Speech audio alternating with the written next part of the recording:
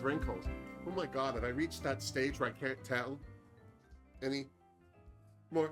Hey, hi dolls, it's me, Wilma Fingerdoo, with the Fingerdoo review of Canada's Drag Race Season 3, Episode 2. Now, on to the good stuff. Jorge, drink me! Oh, thank you, Jorge. What is this, a brown pucker? That sounds disgusting. What is this? Oh, iced tea. Oh, all right.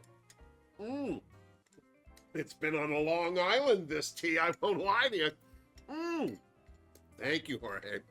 All right, let's get to it. The episode started with the queens bidding Halal Bay farewell, and seeing as she was the first queen to sashay, it was hitting the queens hard, especially Bombay. But as sad as she was to say goodbye to her drag mom, she was happy to still be in the race, and now she wants to win it for her. If she wins it, do you think she'll split the prize money? Over on the sofas, it was clear that the queens were already over Miss Licious. Bless. Well, at least the non-Toronto queens anyway. But I have to say, she let it all roll off her back as only a pretty person who knows they're pretty can. Seriously. Get it while you got it, Lish. That's all I gotta say. Of course, Lady Boom Boom had to be congratulated, which is when Thirsty Jada Shada piped up that she thought Boom Boom's voice was sexy. I thought she was gonna tell her she wanted to wear her as a hat. Well, seeing as her grinder hookup, Halal Bay, is gone, Miss Hudson needs a new hobby. Maybe we'll see why she's called Lady Boom Boom. I hope it's for a sexy reason and not, well, you know, stinky pants. Can you imagine the sound department having to re-record all her lines because she's constantly farting over them? Gives them another reason to wear a mask, is all I'm saying. The next day, while the queens were wondering what the week had in store, Kimmy Couture found an unattended bag on the makeup mirror.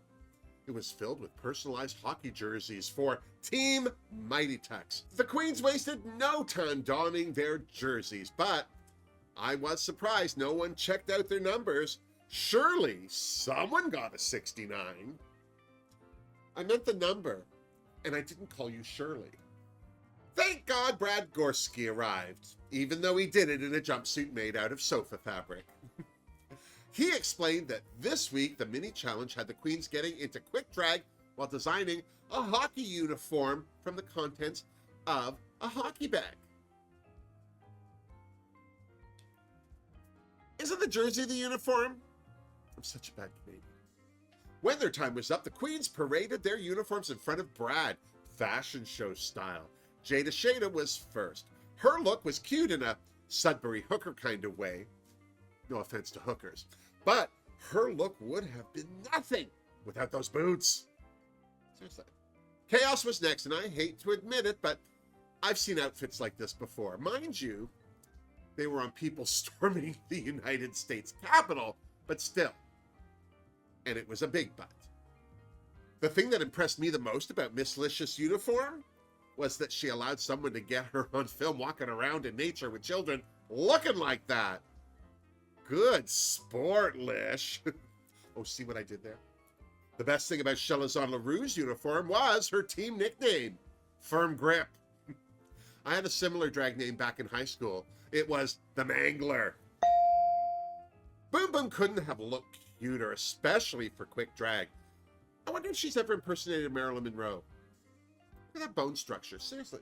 Vivian Vanderpuss gave a strong argument for the fate of the unibrow and its necessary end. Bless. Kind of see a little Asia O'Hara in that, don't you? Bombay came out wearing a blindfold. I guess she was applying to be a Raph. Miss Mosu kept it classy, and by that, I mean she wore a jockstrap and mooned everyone.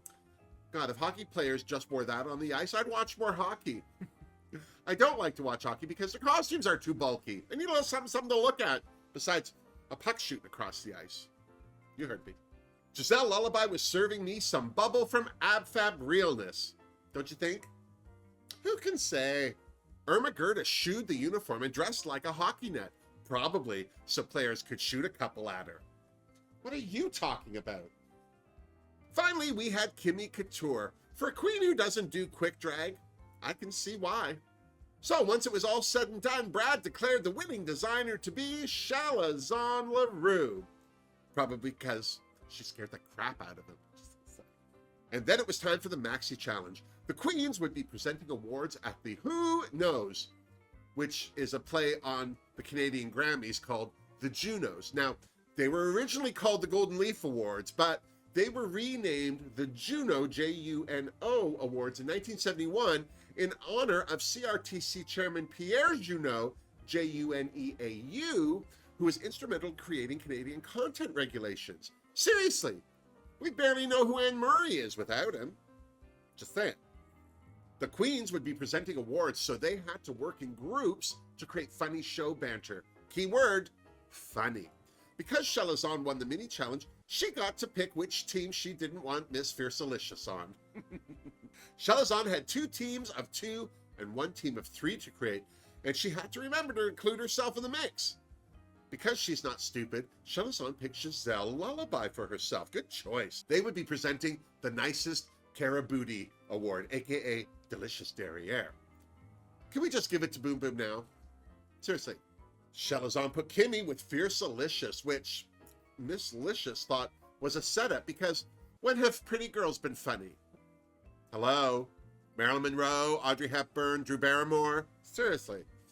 She seemed to get over herself when Brad told them they would be presenting the Best All-Dressed Award, aka Best Dressed Queen. They felt that was correct. Jada and Mosu were happy to be teamed up together because, well, they've worked with each other quite a bit, and they seemed excited to be presenting the Frostiest Queen Award. Vivian was giving Chalazon the team me up with Irma eyes, so Chalazon did, and they would be representing the Lifetime Achievement in Delusion Award. I'm almost embarrassed to admit I have no idea what that means. Which left Lady Boom Boom, Chaos, and Bombay on a team by default. Bombay started talking about leftovers, and well, I got hungry and I may have passed out for a bit, but not before Brad told them that they would be presenting the Busiest Beaver Award.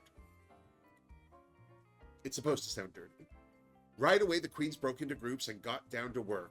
Over on Team Chaos Bomb Boom, Chaos seemed to be the only one without a lot of experience hosting and doing comedy. But she wasn't going to let that stop her, seriously. Chalazon and Giselle were getting on like a house on fire, and not just over Chalazon's affinity to both Caribou and Derriere. I'm glad there was an and there because I don't think I have an opinion of Caribou Derriere, other than I don't want one near me.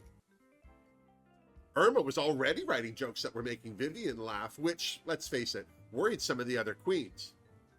Okay, maybe just Jada, but Mosu kept Jada focused and they got down to it. And by down to it, I mean making fun of Miss Fiercelicious. Watch, Team Kimmylicious will be safe and Team Bitter Brunettes will have to lip sync against each other.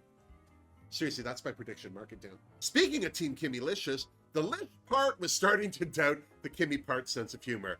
I loved Kimmy saying, I can make it funny, and Lish asking, can you make it funny now? I feel like Lish's elevator goes a lot higher than we thought.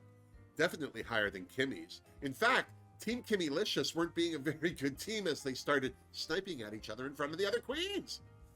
Much to the other queens' delight. Okay, I enjoyed it too. Even when Brad dropped by to see how the queens were doing, you could feel the tension between Kimmy and Lish. Much to the other queens' delight.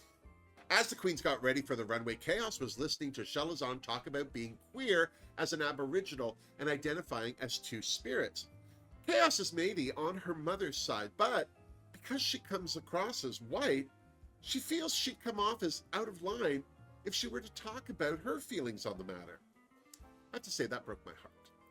In other news, Team Kimmylicious still hate each other.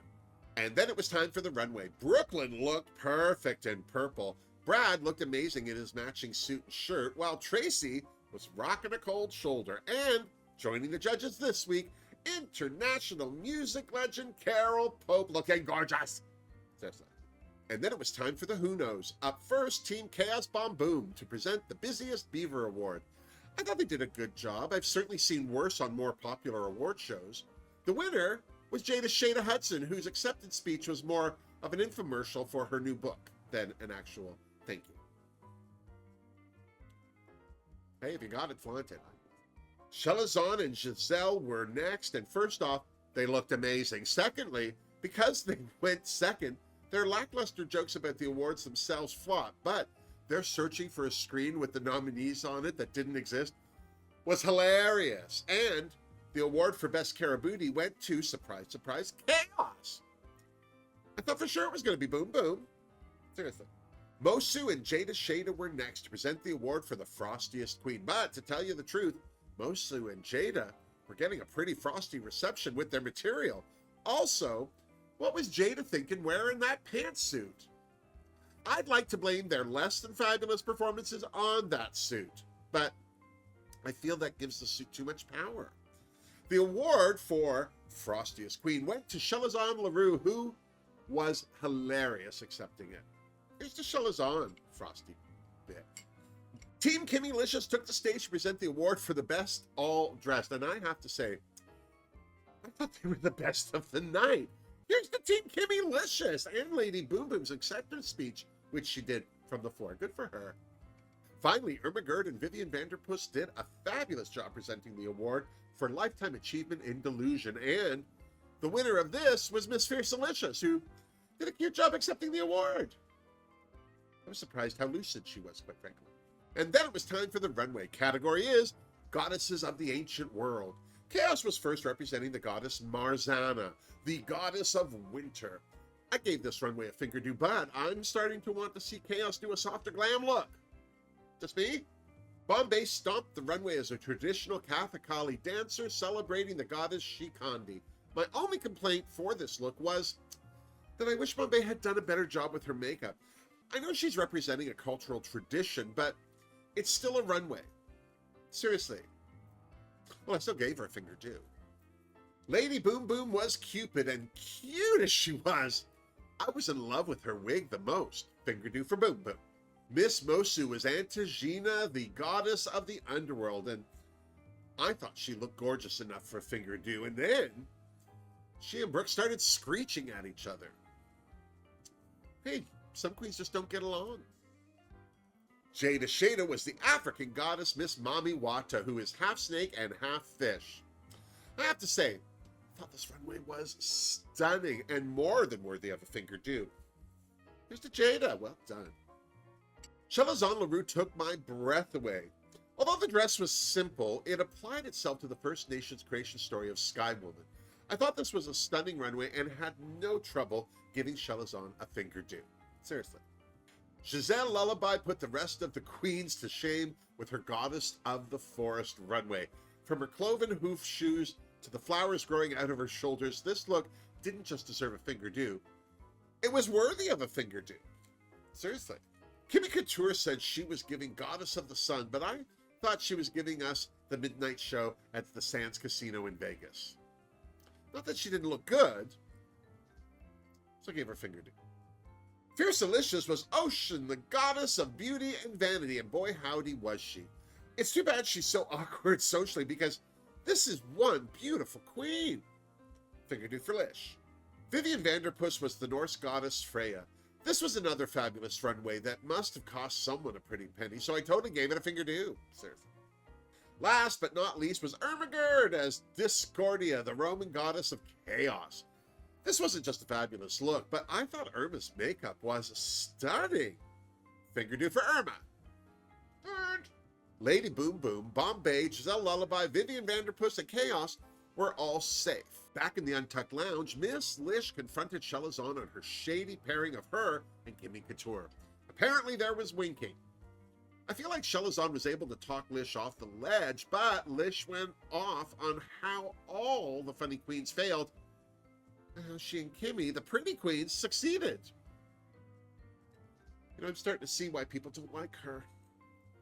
Poor Jada was very emotional about how everything turned out, because clearly she was thinking that she would be lip-syncing against Miss Mosu. I hate to say I told you so, I'm just gonna say it. Back on the main stage, Brooklyn announced that this week's winner was Kimmy Couture. I'm surprised. I thought that Lish was gonna win that. Apparently, Brooke hates Lish too. Allegedly. The bottom two queens this week were Shock of Shocks, Miss Mosu, and Jada Shada, just like I predicted, bless them. They had to lip sync to Rough Trade's High School Confidential. Such a good song. For the most part, I thought both queens did a great job, but Jada seemed to emote just that little bit more for me, so I wasn't surprised that it was Jada Shada Hudson who shantaed, and it was Miss Mosu who became the second queen to sashay away. Bless her cotton socks. So, what do you think? Did the right queen win? Were the right queens in the bottom? Who do you think could be the next to sashay? Let me know in the comments down below. And while you're down there, don't forget to give this video a thumbs up if you liked it. Subscribe to my channel if you haven't, and check out the links for more information on Rainbow Railroad, a fabulous charity, or ways you can help support me and this channel. A not so fabulous charity. Until next week, it's me. Seriously. A good one. I don't know if I'm enjoying this more than last season, but still better than season 1, I'm just going to say. I really swear, I think that Miss Fiercealicious has got a lot more going on upstairs than she's letting on. I just think that she's got foot and mouth disease. Poor thing, bless her. Kimmy's a bitch. Wow, she is just ready to rip all these girls a new one. I don't know, maybe that's why she looks so old. Bitterness ages. She's 25. I thought she was in her 30s. Just gonna say. Bless her. I'm in my 50s. I look good.